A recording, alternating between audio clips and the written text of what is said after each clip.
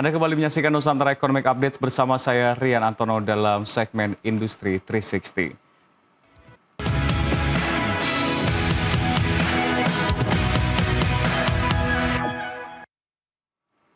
Kita awali segmen ini dengan informasi komoditas pemirsa dari komoditas pasir hitam atau batu bara di mana harga batu bara dunia kembali turun hari ini. Sebelumnya harga batu bara sempat melonjak ke level tertinggi dalam 15 bulan di kisaran 138 dolar Amerika Serikat per ton pada awal Maret sebelum kembali turun ke sekitar 132 dolar AS per ton.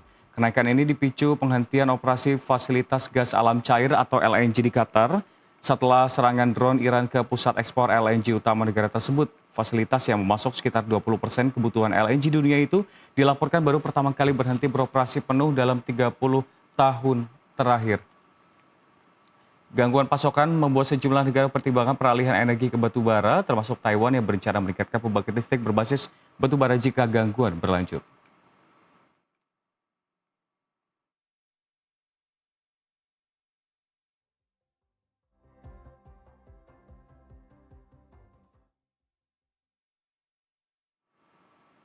Kita beralih ke informasi yang menjadi sentimen dari pasar saham domestik hari ini pemirsa. China yang menetapkan target pertumbuhan ekonomi terendah dalam beberapa dekade. Pemerintah Beijing menilai perlambatan konsumsi domestik serta melemahnya sektor properti menjadi tantangan utama ekonomi pada tahun ini.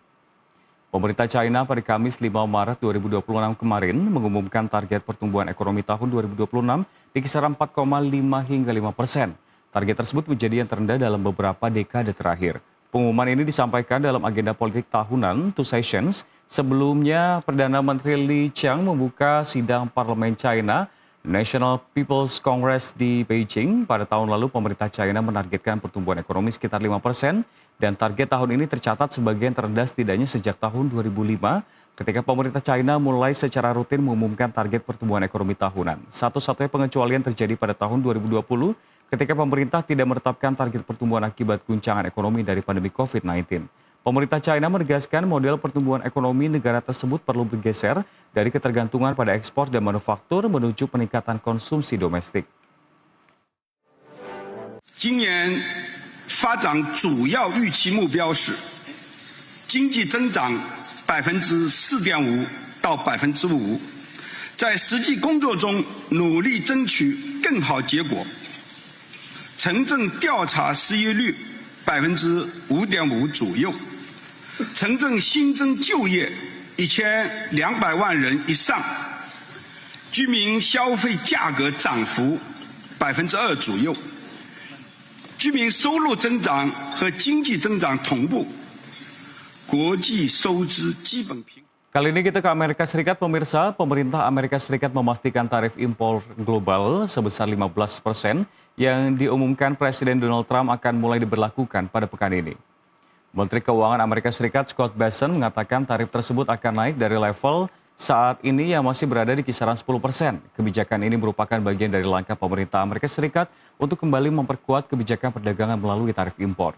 Sebelumnya Mahkamah Agung Amerika Serikat memutuskan bahwa Presiden Donald Trump tidak memiliki kewenangan hukum untuk memberlakukan tarif impor secara sepihak tanpa persetujuan Kongres. Setelah putusan tersebut, pemerintah AS menerapkan kembali tarif dasar sebesar 10% melalui aturan hukum yang berbeda. Trump kemudian menyatakan tarif tersebut akan dinaikkan menjadi 15% dan diperkirakan mulai berlaku dalam waktu dekat. Dan tarif pengganti ini diterapkan berdasarkan Trade Act tahun 1974 yang hanya dapat berlaku selama 150 hari kecuali mendapat persetujuan perpanjangan dari Kongres.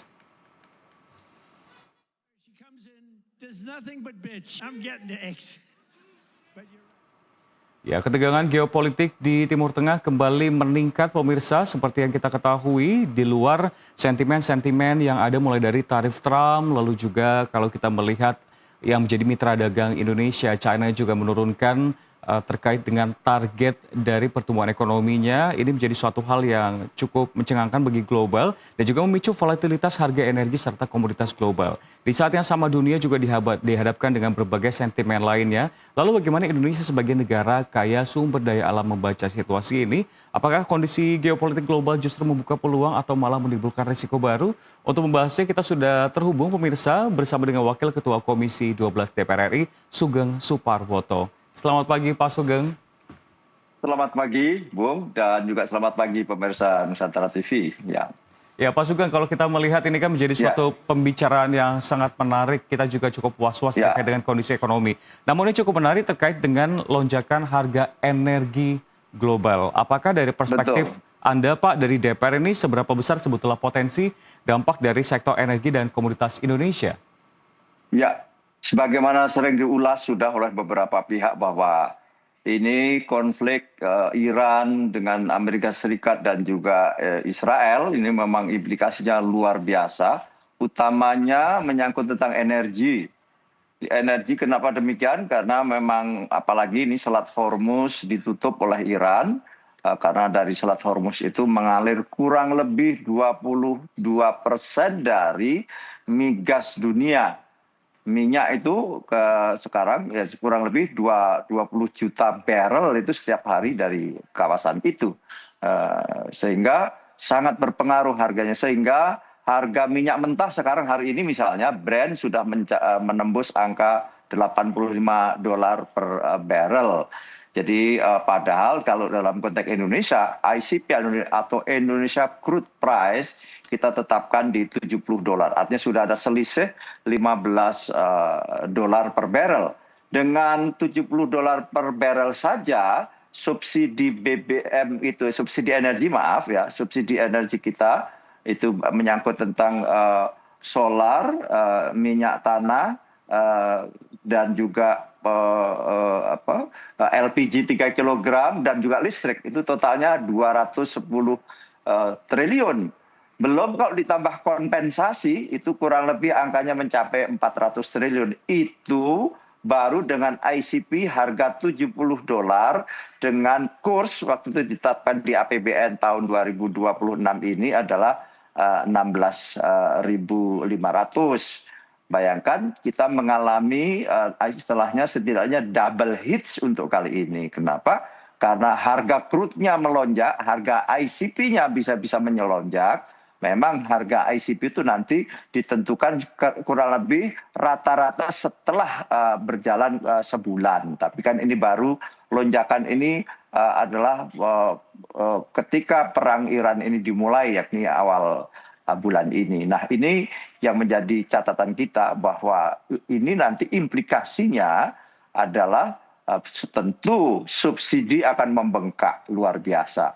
Itu tadi itu dengan ICP atau Indonesia Crude Price $70 per barrel dan harga dolar kurang lebih 16.500 saja itu sudah menembus angka 400 triliun. Kalau ini katakanlah di harga rata-ratanya tetap seperti hari ini ICP-nya menjadi 85, ada selisih kurang lebih $15, kurang lebih diperkirakan akan membengkak menjadi hampir 2 kali lipatnya. Kurang lebih 700 triliun itu diperkirakan subsidi. Problemnya adalah itu adalah di APBN kita, di sektor fiskal kita. Kita tahu bahwa APBN kita defisit kurang lebih 600 triliun karena pendapatan kita kurang lebih 3.100 sekian triliun, sementara belanja kita kurang lebih 3.700 triliun, sehingga ada defisit kurang lebih 600 triliun sekian, dan itu yang kita tetapkan di APBN adalah di bawah 3% dari produk domestik bruto kita atau PDB kita. Nah, dengan membengkaknya defisit dikhawatirkan adalah akan membengkak defisit kita. Nah, mungkin ini akan mengalami problem di sektor fiskal kita, keuangan negara kita dalam konteks APBN. Maka mungkin jalannya adalah pertama kita mitigasi, karena apa? Ini juga terjadi juga apa disebut dengan commodity boom. Ya. Karena dalam akhir tahun ini saja terus merangkak memang harga-harga komoditas. Misalnya seperti apa? Paling tinggi adalah, yang paling tinggi naiknya adalah timah. Yeah. Timah itu sekarang memecahkan rekor sampai 53.000 per ton. Itu dalam sejarah ini tertinggi. Dan itu kan kita eksportir timah juga, kita eksportir komoditas. Demikian juga nikel. Nikel beranjak terus naik, termasuk cukup tinggi nikel, dan juga tembaga. Tembaga juga sangat tinggi, dan ini semuanya adalah merupakan komoditas-komoditas unggulan kita. Dan mudah-mudahan ada windfall profit di komoditas Di sisi lain memang terjadi lonjakan harga energi yang itu juga memerlukan defisit. Nah ini memang harus kita terus telusuri, coba dimitigasi demikian rupa. Mudah-mudahan tidak mengganggu secara berat APBN kita. Jadi kita ada harapan di satu sisi dengan menaiknya harga-harga komoditas dunia, di mana itu adalah juga ekspor kita, karena memang ekspor kita kan masih sangat tergantung komoditas kita. Sebagaimana tadi juga batu bara, beberapa waktu lalu naik pesat, dan inilah komoditas-komoditas. Kebetulan dunia sekarang terus berorientasi untuk masuk ke energi baru terbarukan, dengan misalnya baterai EV dan sebagainya, baterai energy storage system, di mana komponen-komponennya seperti saya sebut tadi, nikel, ada tembaga, ada perak, ada juga timah dan sebagainya.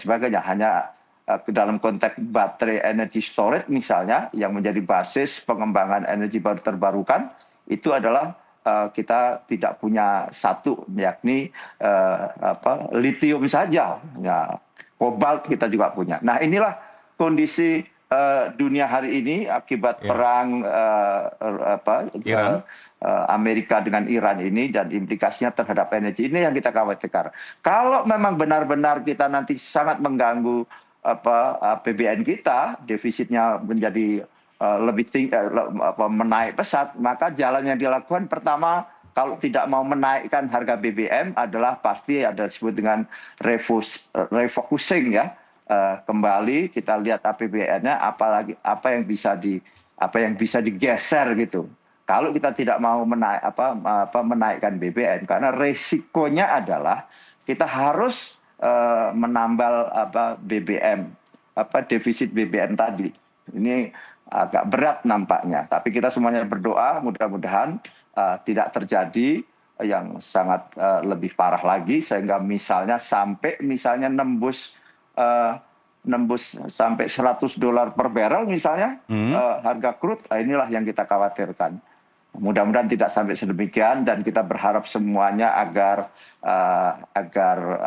perang ini cepat berakhir.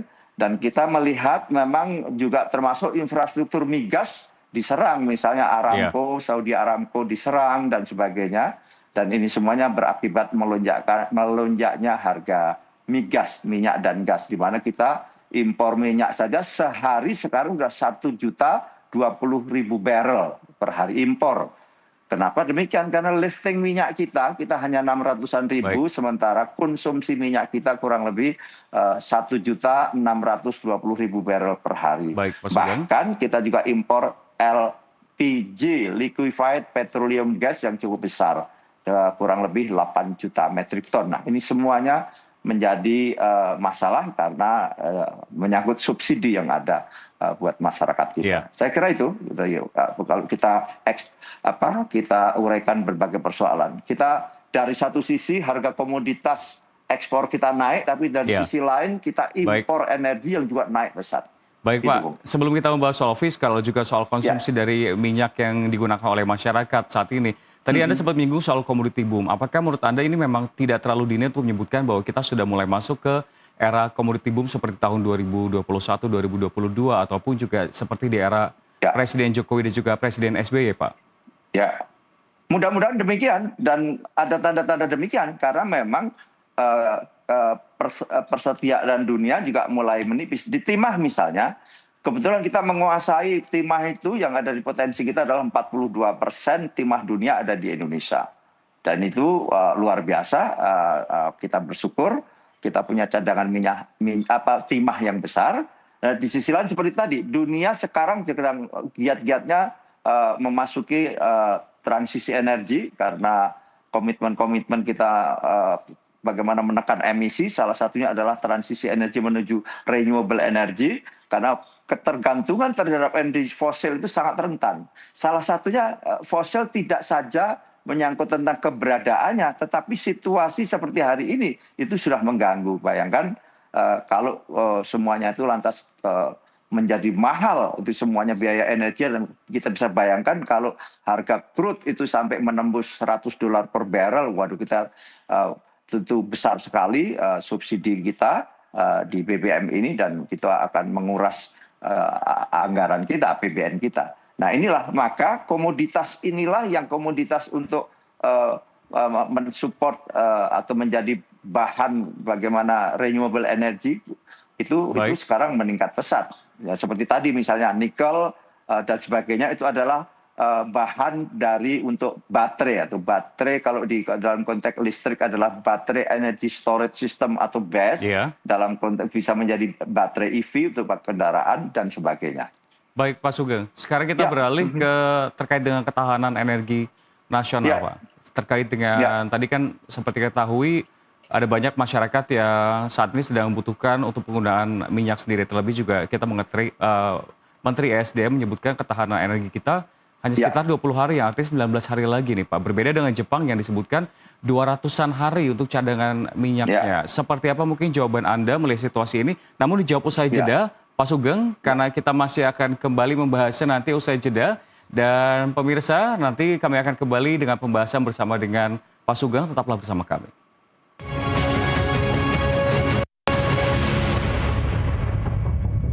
Pemirsa, Anda masih bersama kami di Nusantara Economic Updates dan dialog bersama dengan Wakil Ketua Komisi 12 DPR RI Sugeng Suparwoto kembali kami lanjutkan.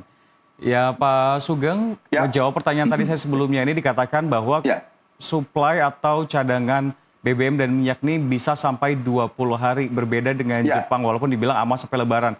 Tanggapannya seperti apa Pak? Ya, jadi begini, menangkut cadangan minyak ini, kita memang negara kita tidak menganut apa yang disebut dengan konsep cadangan minyak seperti negara lain, seperti Amerika misalnya. Itu adalah sebuah cadangan minyak yang disimpan di bunker-bunker dan juga di storage besar, sehingga itulah yang dikelola oleh negara, tidak oleh korporasi. Ya, ini bedanya dengan Indonesia ya.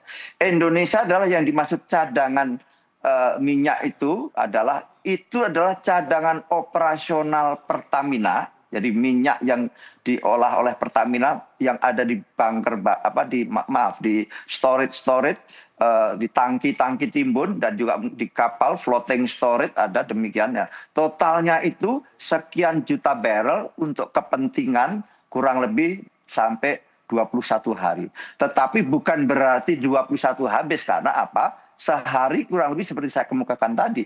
Kita ini sehari mengkonsumsi 1,6 juta barrel minyak. Maka juga kita terus menerus kita isi. Jadi kalau kita pakai 1,6 itu kan masih ada karena total kalau 20 hari itu kurang lebih kita punya hampir 35 juta barrel dalam tangki-tangki timbun yang di bawah Pertamina, dikelola Pertamina.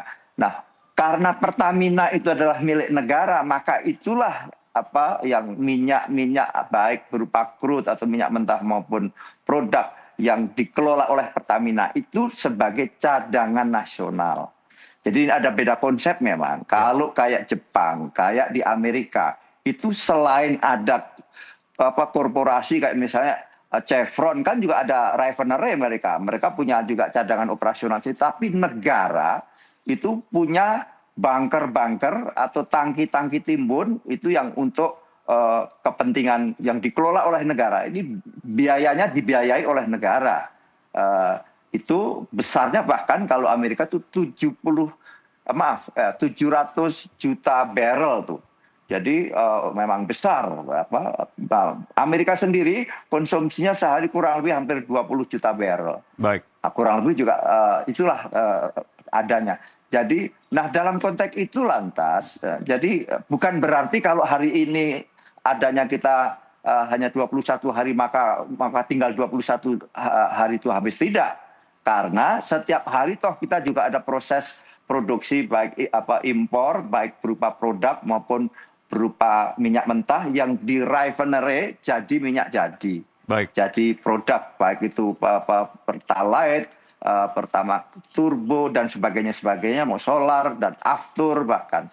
Nah memang sekali lagi bahwa menyangkut tentang harganya dan juga menyangkut tentang logistiknya yang terganggu, sehingga memang kita perlukan pengaturan yang hati-hati sehingga tidak habis cadangan kita yang ada di tangki-tangki timbun Pertamina tadi.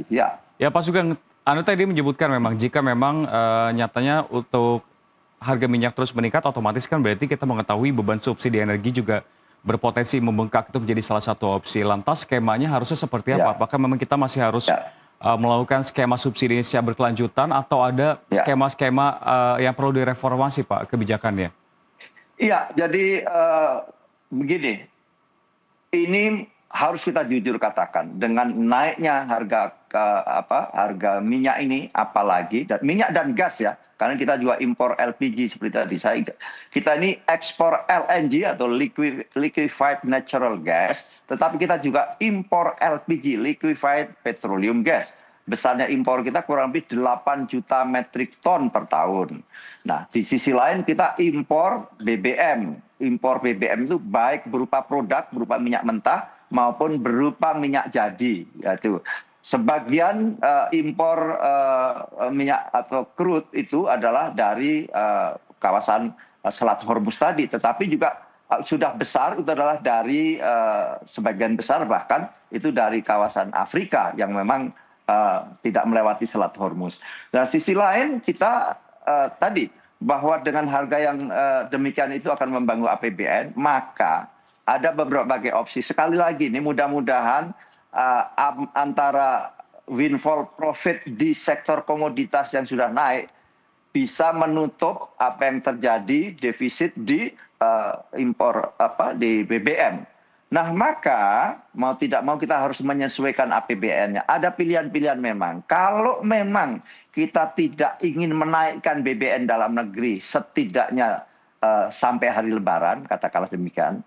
Apabila ini krisisnya sampai berkepanjangan setidaknya 3 bulan dan itu sudah ICP-nya berarti sudah naik atau Indonesia crude price-nya sudah terkoreksi, dan bahkan dolarnya juga terkoreksi. Hari ini misalnya di dolar sudah 16.891 sebagaimana tadi disampaikan Nusantara TV, kata itu, maka mau tidak mau kita harus revisi APBN kita. Kalau tidak mau menaikkan BBM di masyarakat, ya maka harus ada dari mana sumbernya. Bisa saja bisa dari keuangan yang sisa anggaran atau silvanya APBN pemerintah yang ada kurang lebih 200 triliun ada di BI, karena ada 400 triliun yang lalu di 200 triliunnya dimasukkan ke sektor perbankan.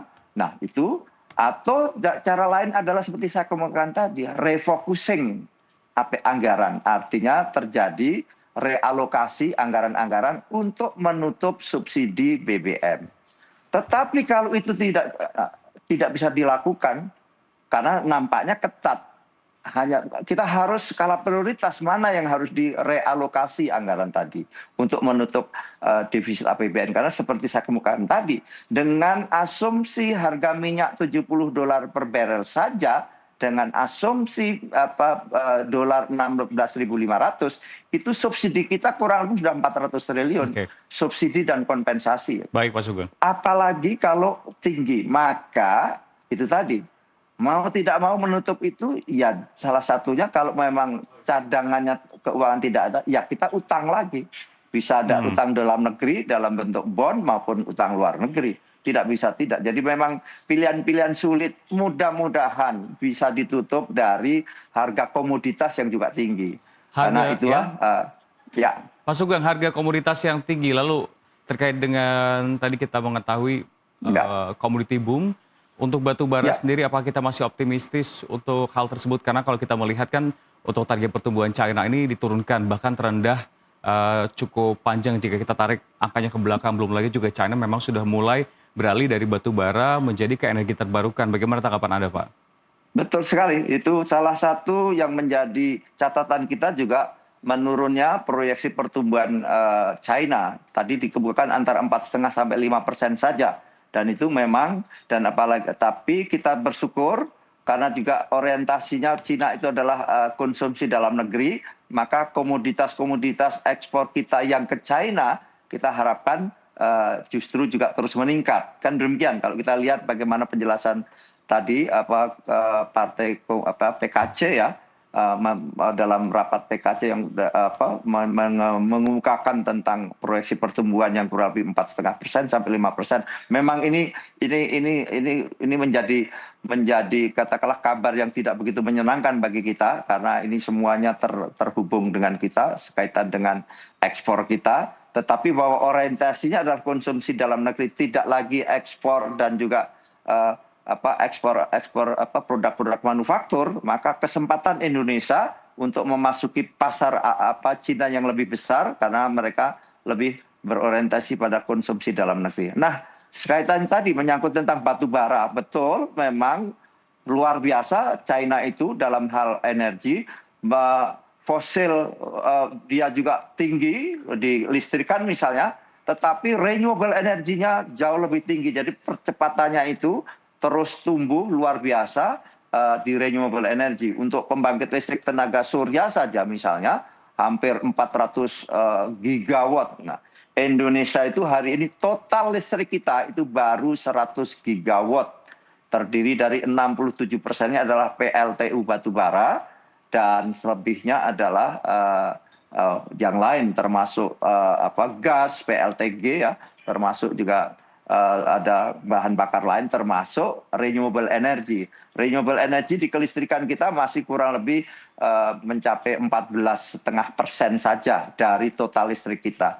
Nah, inilah tantangan kita. Baik. Nah, kita bersyukur punya batu bara karena itu tadi dalam keadaan krisis kayak begini listrik kita insya Allah tidak terganggu. Karena apa? Karena kita punya batu bara di mana kelistrikan kita memang 67% dari pembangkit kita adalah batu bara. Baik. Nah, inilah yang kita harapkan. Meskipun harga di dunia naik misalnya, karena kita di dalam negeri untuk batu bara ada namanya DMO dan DPO, domestic market obligation dan domestic price obligation, yang melindungi batu bara agar dengan harga keekonomian yang tetap terjangkau, affordability bagi listrik kita. Ya. Baik Pak Sugeng, banyak yang ingin saya tanyakan sebetulnya, namun sayang waktu kita terbatas. Sekali lagi terima kasih, dialognya sangat menarik. Wakil Ketua Komisi 12 DPR RI Sugeng Suparwoto telah bergabung bersama kami. Sehat dan sukses selalu Pak. Terima kasih, sehat untuk kita semuanya. Dan pemirsa ya, informasi tadi sekaligus menjadi penutup perjumpaan kita hari ini. Ekonomi bukan sekedar angka, tapi napas kehidupan kita semua, dari pasar tradisional hingga industri digital, dari rakyat kecil hingga kebijakan besar, semua saling terhubung. Saya Rian Antono, pamit undur diri, sampai jumpa.